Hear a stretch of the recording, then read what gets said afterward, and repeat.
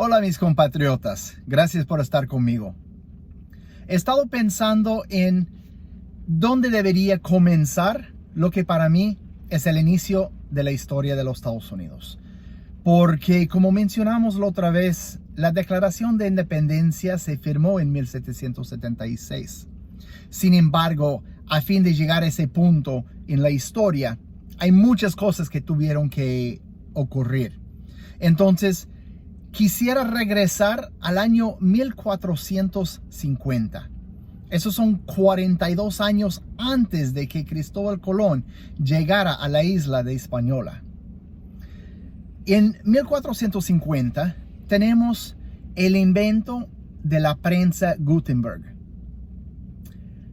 Previo a eso, los libros eran muy escasez, porque todo libro se tenía que escribir a puño y letra. Entonces, para tener 2 y 3 y 4 copias, se tenía que volver a escribir puño y letra 3 y 4 y 5 veces.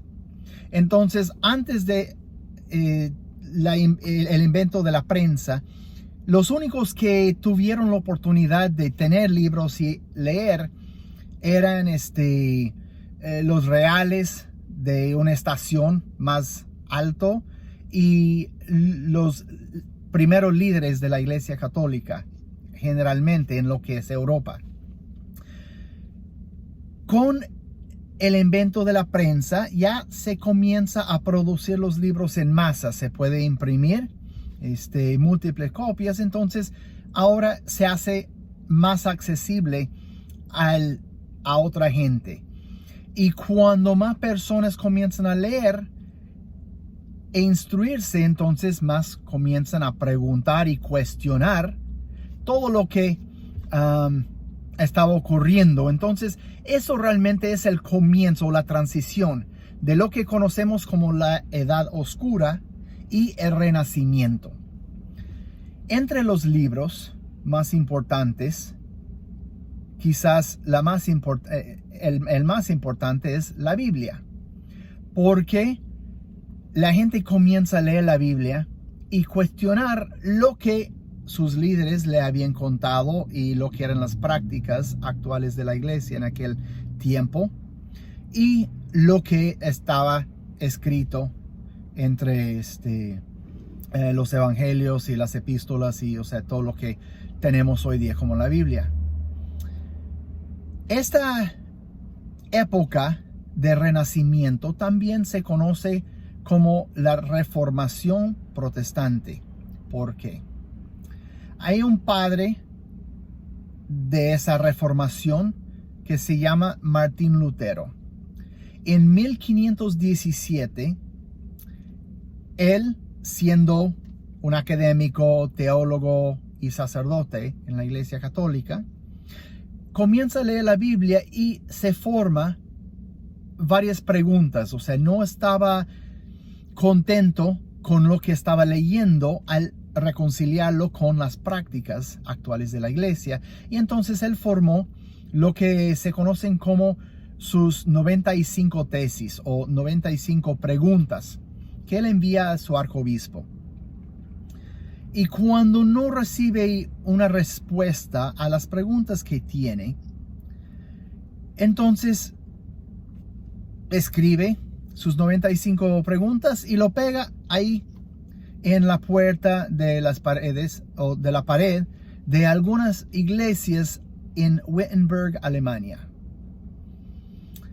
Pues debido a eso, eso arranca una serie de situaciones donde él finalmente sale de la iglesia y comienza lo que hoy día conocemos como la iglesia luteriana.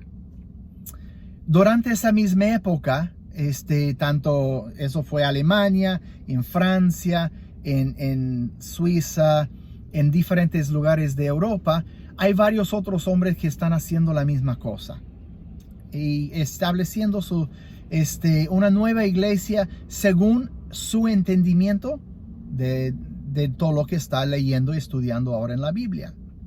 Esta es la Reformación Protestante. Un hombre muy interesante durante este tiempo era el rey de Inglaterra, Enrique VIII se llama.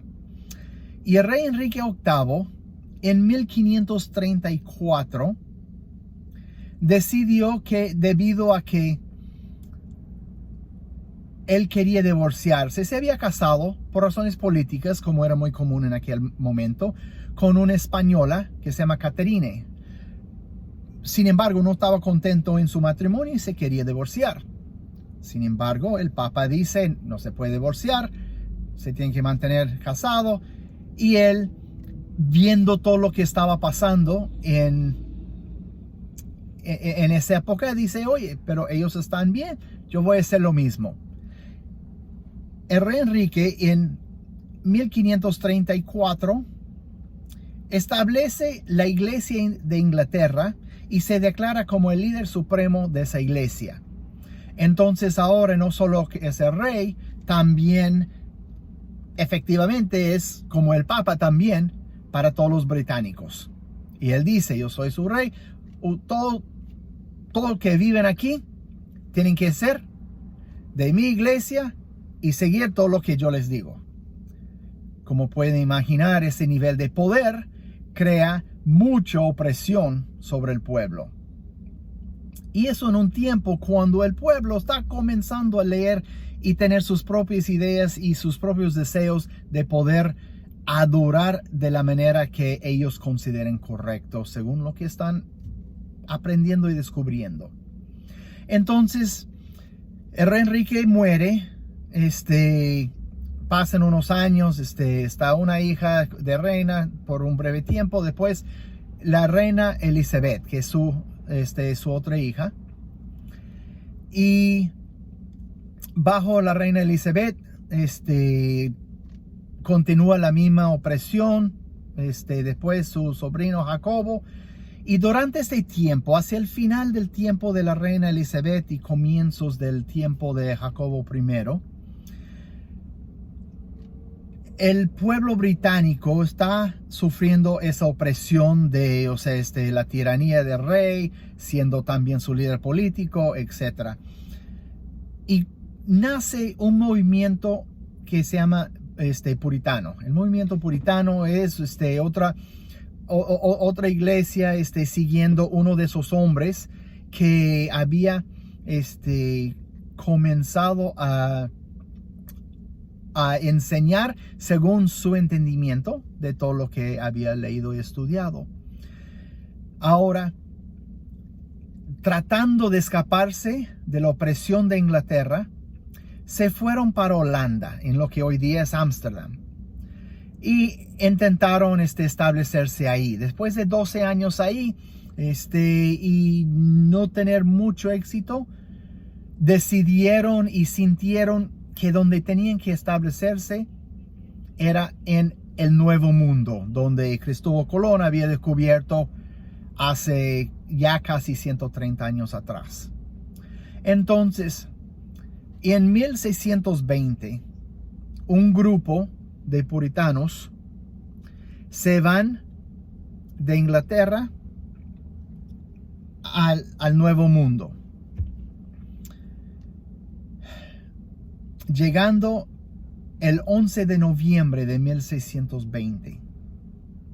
Ahora, ese viaje duró 66 días, saliendo en septiembre, llegando en noviembre.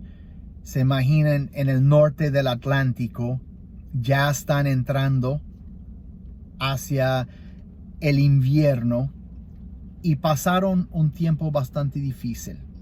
De hecho, de los 102 personas que comenzaron el viaje y llegaron, solo 50% de ellos sobrevivieron ese primer invierno, apenas llegando al área lo que se conoce para establecer Plymouth, Massachusetts. Estos mismos son los que conocemos como los peregrinos cuando celebramos el Día de Acción de Gracia, lo cual hablaremos en un tiempo muy pronto. Pero este es un pueblo, un grupo de personas que llegaron buscando la libertad de adorar según los dictados de su propia conciencia. Y eso es muy importante porque establece una de las bases más fundamentales de los Estados Unidos, el derecho de libre adoración, lo cual se encuentra en la primera enmienda de la Constitución del país. Ahora, la próxima vez cuando nos reunimos, quisiera hablar un poco más sobre este mismo grupo y el compacto Mayflower, lo cual es un documento que comienza a establecerles a gobernarles de forma representativa. De ahí sacamos 4 pilares del excepcionalismo americano. Hasta entonces, muchas gracias por acompañarme.